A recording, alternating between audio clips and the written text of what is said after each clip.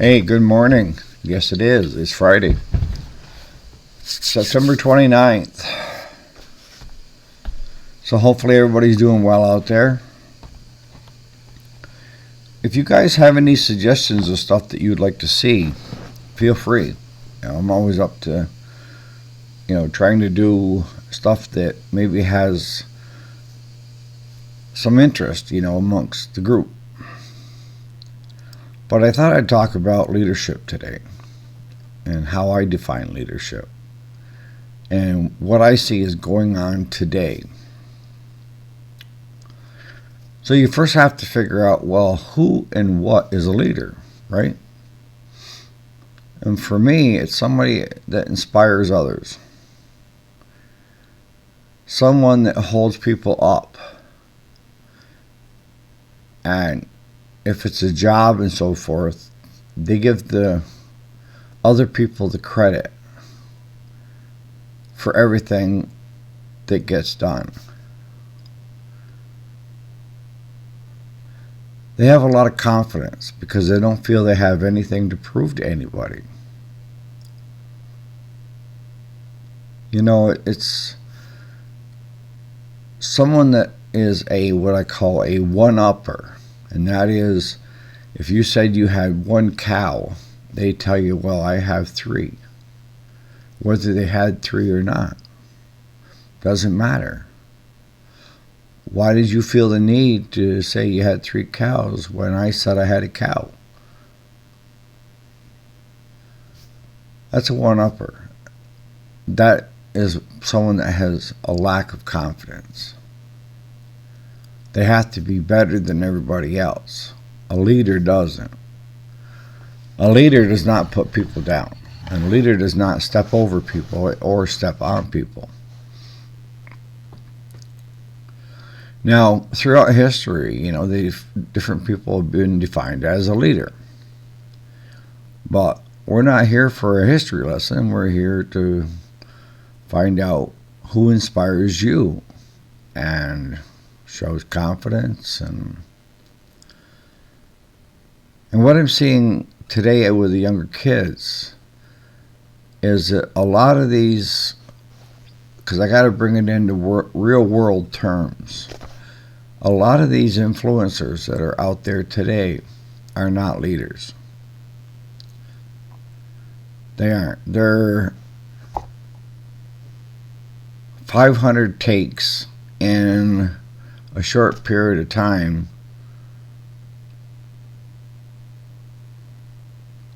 to try to get you interested in what they're saying or doing online.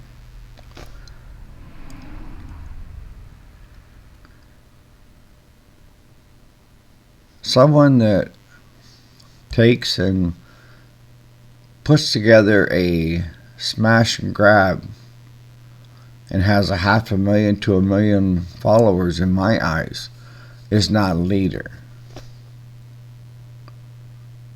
You're not. Not even close. A true leader would never put his people in harm's way. Now, there are exceptions. Before somebody says, well, wait, I know there's exceptions.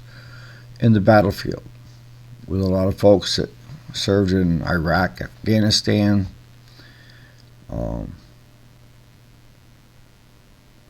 true leaders shine through that. They showed the confidence and the willingness to lead their people into battle. And their people believed in them. That's a leader.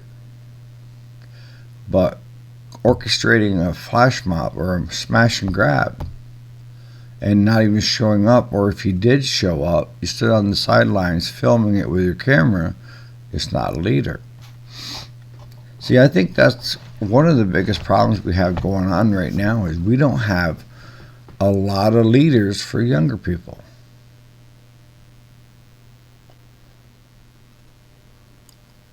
I mean, we as parents are supposed to take and hone our kids and teach them the best we can. And I've always been under the impression that you have till about age 13. From that point on, they know it all. So there's no sense in even trying to explain to them stuff. Unless you want to say, I told you so afterwards. But by that age, they should be looking at people that inspire them, that they can emulate. And if it's these influencers that are putting others into doing stupid things, then our young people don't have a very good leadership group of individuals to be able to inspire, to want to be, and to follow. We have that in business too. You know, it's what defines a good manager versus a bad manager. How can one manage people where the other can't, but still hold the same job? That's what I never could figure out.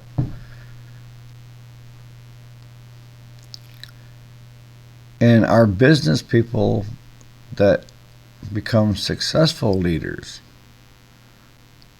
some do, others don't. But you have to be able to be willing to define what a leader is in leadership. And you can take someone that is in business and is making a ton of money.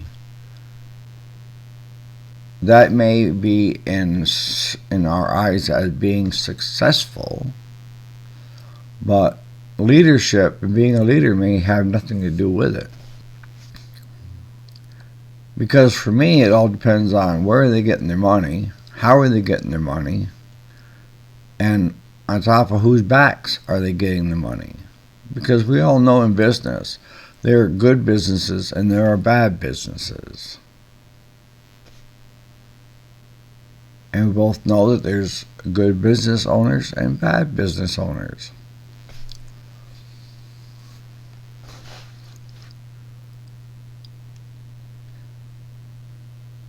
That's the biggest thing that I see today, is that the kids don't have any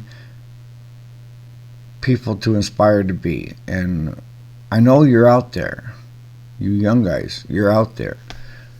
But we need to get off, be honest with you, we need to get off the TikTok, you know, with the China app on it. No good. It's getting all your contact information, all your saved messages. You know, they're going through all your stuff. And they'll have something on you by the time you get grown up.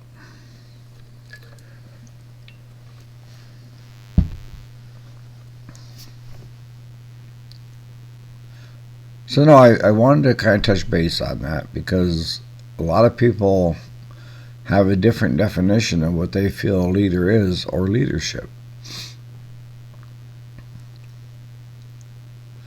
Are there influences out there that are showing that they're leaders and they have leadership skills? Absolutely. There is. There are those folks out there that are doing nothing but for a good cause, a good reason. And I don't want to take away from those folks either, because there's quite a few there, but they're few and far between as far as what we hear and who our kids are following. And when I say kids, I mean I'm talking 40-year-olds as kids. What people do you inspire to be? Some are going to say, I want to be like Dad. Well, that's great, as long as Dad isn't a lifelong criminal. But I'd like to have your thoughts on that, you know, of who you define as a leader and showing leadership skills to you. Now, when it comes to our area, like business, successful business owners that can do a startup and get it going and get employees that are willing to give that business a boost. And it's because they believe in their boss, their owner. And those bosses, those business owners are the ones that, if asked, about their company, they're going to be the ones that tell you that it was the employees that did it, not them. They inspired their employees. They inspired the people around them and tried to lift everybody up. And they had the confidence in what they were doing that allowed the employees to follow them. When you're in business and you have employees, the biggest thing you have on your plate is how to manage your employees. And you can either be a dictator, which I would hope not, or you could be somebody that emulates that the employees would like to be and would like to get behind and would like to do what they can do. And when you have that combination, your employees will give you 110%. Whereas if you're a micromanager or a dictator, your employees will be just the opposite. We're talking the same employees, just a different person at the helm. So a lot of you guys are one-man bands, or you're just thinking about getting into the business. But some of the things that you need to look at early on, depending on how much growth you want, is, can you manage employees? Do you have the skill set to manage employees? Do you inspire others? Do you have confidence in what you're doing? All of this stuff matters. It really does.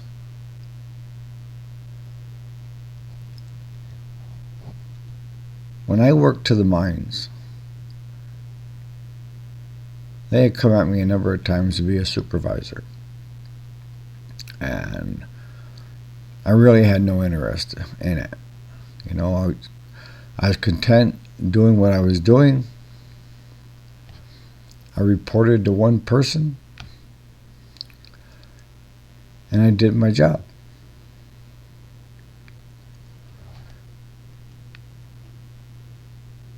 But they finally talked me into it. They wore me down. And they gave me what they considered to be the bottom of the barrel. The employees that no matter what other bosses did with them, they couldn't get them to do anything.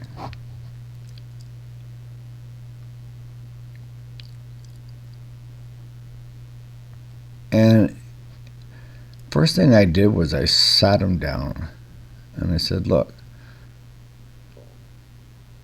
let's find out what our strengths and our weaknesses are. What do you enjoy doing and what do you not enjoy doing?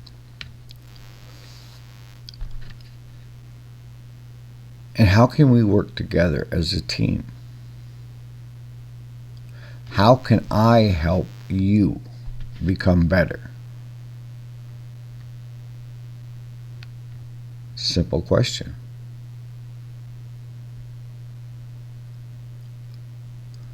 Some people don't respond well to a boss that hollers and screams, or to one that gives its employees the silent treatment when they're mad. They keep the same tone.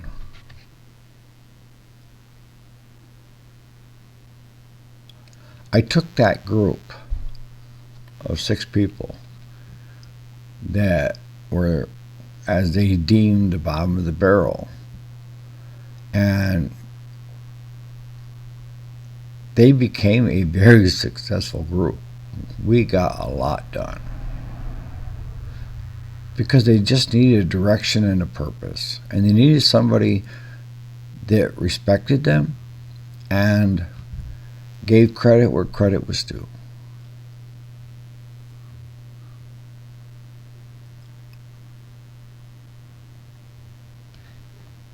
They explained how prior bosses had told them to go do X, Y, and Z, but never went into detail of how do I do X, Y, and Z. And for some cases, that's very important. You as a leader have to know how to do that. And an example is, I would drill up a round underground, and it would have 60 holes in solid rock. My team had to back in and load explosives in all those holes, blasting caps, and they had millisecond delays. And you had to understand that you needed to start in the center and start firing here and blowing everything to the center so you had room to keep going. And the way my pattern was is I had 4-inch holes, and then I had the rest were all 2-inch holes. And the 4-inch holes didn't get loaded. It was for the first set of explosives to go off to expand too, so that everything was blowing in. Now, if you sent an employee in there to do that and they didn't understand how that round was supposed to go, and they put the first millisecond delays on the outside and the last ones on the inside, it wouldn't work because there's no place for it to go. That's what I mean by explaining exactly what you have going on. Now, if you simply are interested in just running a business, I mean, is it better if you knew how to do all the steps that you're asking your employees to do? I think so. But that isn't always a must. Because if you're that style business person where you really don't want to know how to do all the little things, then you hire people that are skilled in that area already. And in our field, you shouldn't have to tell a mechanic how to fix a lawnmower or how to fix a tractor. And then lastly, what I'd like to talk about is, what do you feel being successful is? And for each person, they're going to have a different meaning of being successful.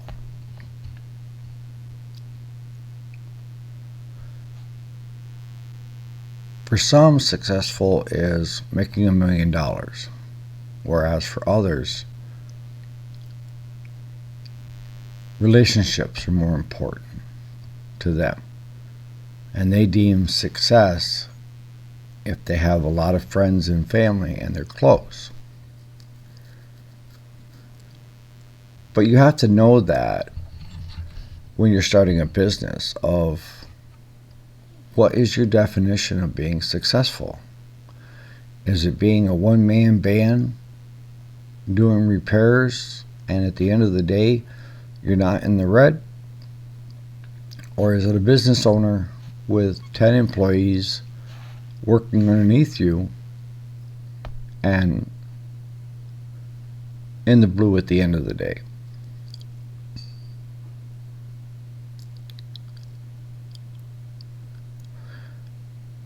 Some of the things that over time that I've listened to and heard from different customers that good shop owners would not tolerate. I just need you to be aware of this stuff. Is I don't want you to get into this business and take shortcuts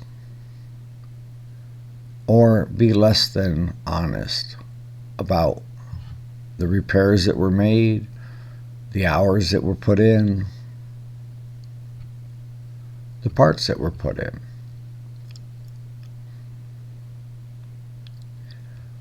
We have, like any business has, we have what I call shady operators, shady business people. And some business owners don't even know that it's going on beneath their nose because they rely on their employees to do it the right way. And I can give you a couple examples. I had a customer that brought a riding lawnmower in and wanted a service done on it.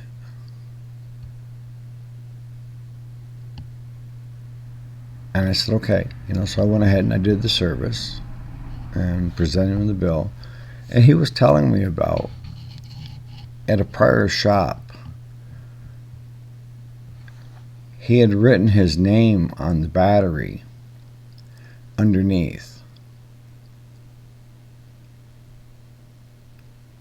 Why, I don't know. But the prior shop had put down on his slip that they replaced the battery. The battery was bad.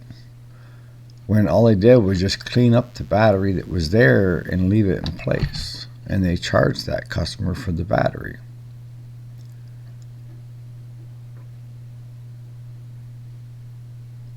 That's not something you should be doing. If you're fudging the hours worked on a unit, if a mechanic is putting down more hours than he actually had on it, or putting down parts that were never installed, or putting down parts when the customer asks for OEM or aftermarket, a lot of this stuff you have control in. And I just want you to do it right. It's hard to get good customers. It's even harder to retain good customers. It requires an effort on your part and my part. So we'll start wrapping this up. In the comments and stuff, you guys, what is your definition of a leader? And what are good leadership skills to have? And maybe are leaders born, or is it something that they learn? See, I think we're all born the same at birth. It's just the path that we choose to take that would define us. Some will end up selling drugs on a street corner, where others will become very successful in business. They both started out equal, but due to the environment and their priorities, came out totally opposite of each other. Now, it's not that there aren't exceptions, but I think most people that are leaders are people that worked at developing those skills and then implementing those skills. And they always held themselves to a higher standard. And I think it's because they had leaders that they wanted to emulate,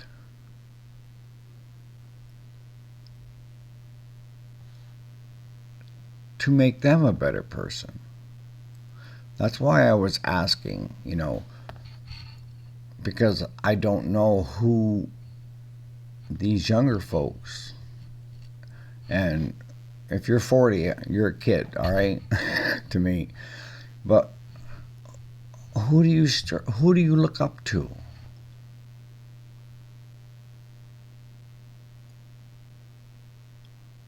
And that's going to tell me what direction you will end up going. And I think that's what we lack today in today's society, is the AKA influencers claiming to be leaders with our kids are not real leaders.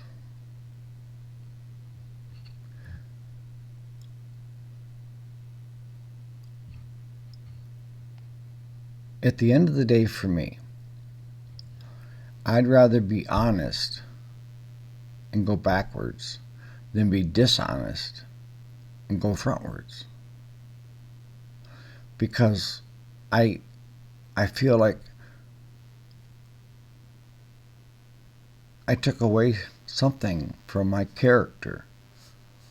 And, thank the Lord, I was brought up in a very loving home, and I had grandparents that raised me from 12 years on, because I had lost both my parents by then. And they gave me good morals and good values.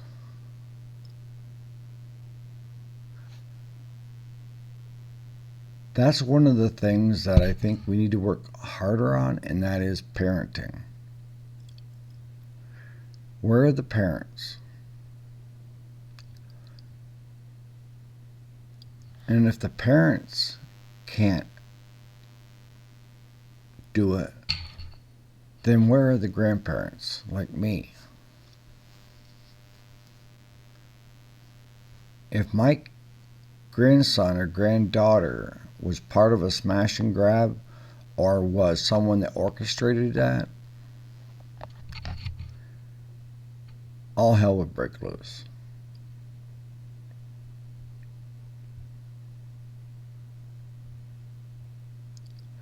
See, one of the things that when I was growing up, my grandfather was the best person to emulate. I mean, he didn't have $1 million, but he was honest. And they used to call him the judge, because if people had a dispute, he'd get in between them. He was 6'5". He would get in between them and hear them both out and make a decision of what they should do. Yeah. But he had the compassion. He was very loyal. And he was one of the smartest men I ever knew, even though he graduated from the 6th grade and for years struggled with reading and writing. But he was self-taught.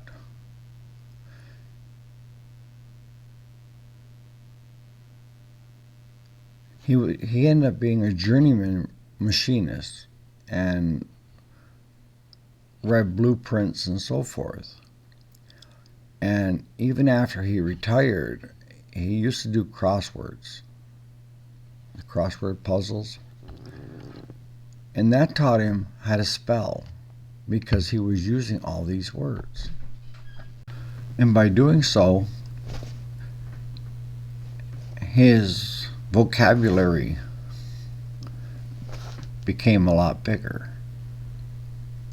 And his spelling was phenomenal. But it was because he had the patience to work on a crossword, and he kept his dictionary right next to him so he could look up words. He always told me, you're never going to stop learning. Always have the willingness to learn more, and to meet any challenge head on. So on that note, you guys have a great Friday. I'm busy remodeling my kitchen, so that's what we're doing today. I got a couple guys coming to do a lot of the lifting for us, but I'm going to have Claude go up with me too. We're having new siding putting on the addition that I put on last year, and we ran electrical yesterday afternoon, and trying to get all these projects done before the wife is released from the hospital so that she can come home to some nicer stuff. So on that note, you guys have a great Friday and a great weekend. And let me know in the comments who you looked up to. All right. Have a great day.